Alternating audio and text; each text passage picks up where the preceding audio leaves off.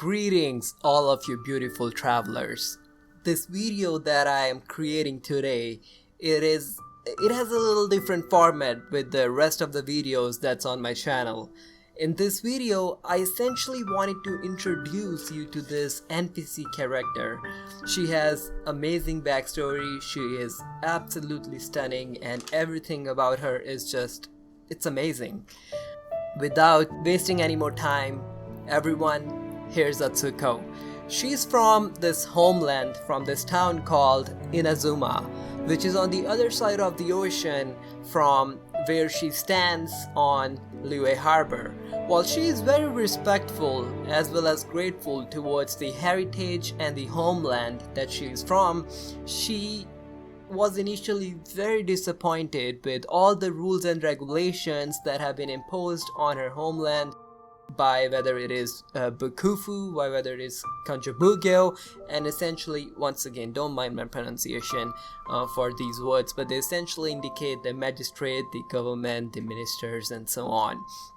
She informed that if anyone wants to leave the place, her homeland in Inazuma, there are several stages of applications and you have to take approval from the ministry and so on, and as a result, most of the people from her town, from her homeland, they can never leave.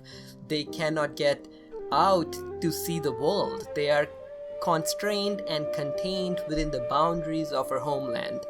And while she understands that in some ways being that strict is probably best for the homeland itself, but the allures of the open sea and the freedom that it symbolizes, it just grew inside her until she just wanted to break those chains and she wanted to just set free. And after that, you guessed it right. One day she was staring at the water long as she could remember, never really knowing why. She was gazing out in the infinity of the ocean, and something just snapped in her. She found the nearest vessel and she set out to the new world, to find the new horizons, to just go out and just live her dreams that she've always had. Her sailing wasn't easy, however.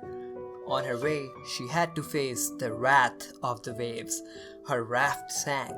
All of her money was just washed away. But guess what? If this was a Disney movie, she would have sang, "See the line where the sky meets the sea. It calls me, and no one knows how far it goes. If the wind in my sail on the sea stays behind me, one day I'll know. If I go, there's just no telling how far I'll go."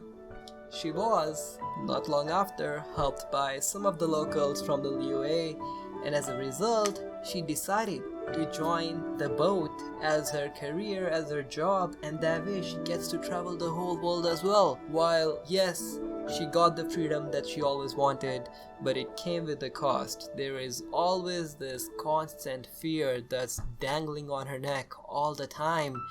And this fear is that she just does not want to be caught.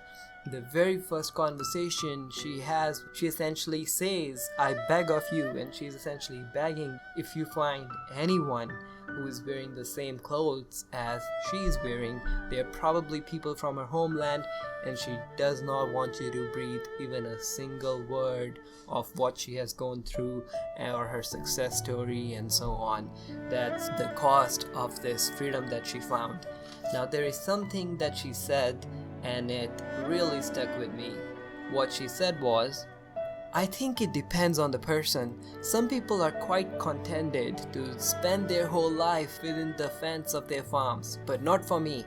If there's anything that can fence me, it's somewhere beyond these lands, beyond the sea, beyond the stars.